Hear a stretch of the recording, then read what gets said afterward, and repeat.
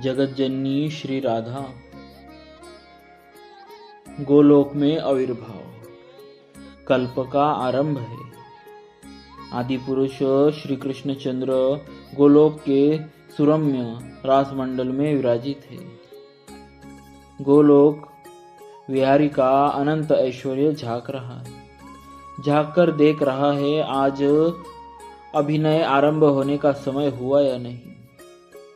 अभिनय के दर्शक चतुर्भुज श्री नारायण, पंचवक्त्र महेश्वर, चतुर्मुख ब्रह्मा, सर्वसाक्षी धर्म, वागधिष्ठात्री सरस्वती, ऐश्वर्य की अधिदेवी महालक्ष्मी, जगत जननी दुर्गा, जप मालिनी सावित्री, ये सभी तो रंगमंच पर आ गए।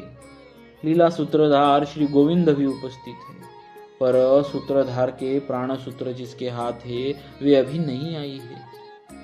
देव वृंद आश्चर्य विस्फारित नेत्रों से मंच रास मंडल की ओर देखने लगते हैं, किंतु अब विलंब नहीं।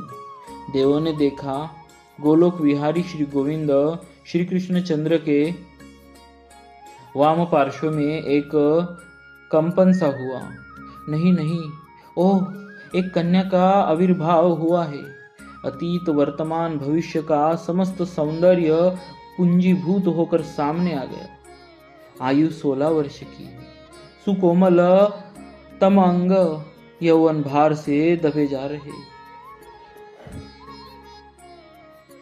बंधुजीव पुष्प जैसे अरुण अधर है।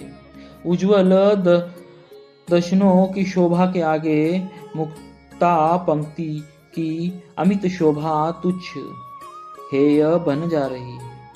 शरतकालीन कोटि राका चंद्रों का सौंदर्य मुख पर नाच रहा है।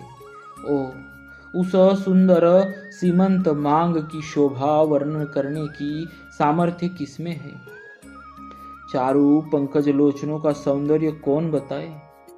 सुठाम नासा, सुंदर चंदन चित्रित गंड युगल, इनकी तुलना किससे करे? कर्ण युगल रत्न भूषित है। मणिमाला, हीरक कंठहार, रत्न केयूर, रत्न कंकन, इनसे श्री अंगों पर एक किरण जाल फैला है। भाल पर सिंदूर बिंदु कितना मनोहर है। मालती माला विभूषित सुसंस्कृत केशपाश, उनमें सुगंधित कबरी भार की सुषमा कैसे निराली है। स्थल पद्मों की शोभा तो सिमट कर इन युगल चरण तलों में आ गई है। चरण विन्यास हंस को लज्जित कर रही है। अनेक आभरणों से विभूषित श्री अंगों से सौंदर्य की सरिता प्रवाहित हो रही है। रूप धर्षित हुए देववृंद इस सौंदर्य को देखते ही रह जाते हैं। श्री कृष्ण चंद्र के वाम पार्श्व से आविर्भूत यह कन्या, यह सुंदरी ही श्री राधा है।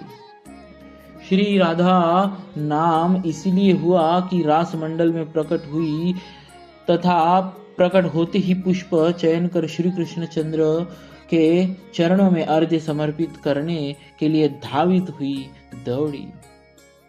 उसी समय इन्हीं श्री राधा के लोप कूपों से लक्ष्य कोटि कोप सुंदरिया प्रकट हुई। वास्तव में तो यह आविर्भाव की लीला प्रपंच की दृष्टि से हुई, अन्यथा प्रलय, सृजन, फिर संहार, फिर सृष्टि, इस प्रवाह से उस पार श्री राधा की राधाकांत की लीला। उसका नित्य निकुंज विहार तो अनादिकाल से सपरिकर नित्य दो रूपों में प्रतिष्ठित रहकर चल रहा है एवं अनंत काल तक चलता रहेगा। प्रलय की छाया उसे छू नहीं सकती, सृजन का कंपन उसे उद्वेलित नहीं कर सकता।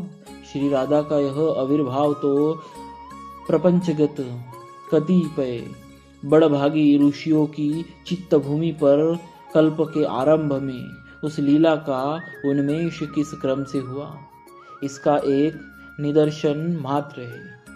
अब रासेश्वरी श्री राधा के भारतवर्ष में अवतरित होने की भूमिका कैसे बनी, उसके नित्य रास की, नित्य निकुंज लीला की एक झांकी का दर्शन करते श्री सीताराम जी महाराज की जय।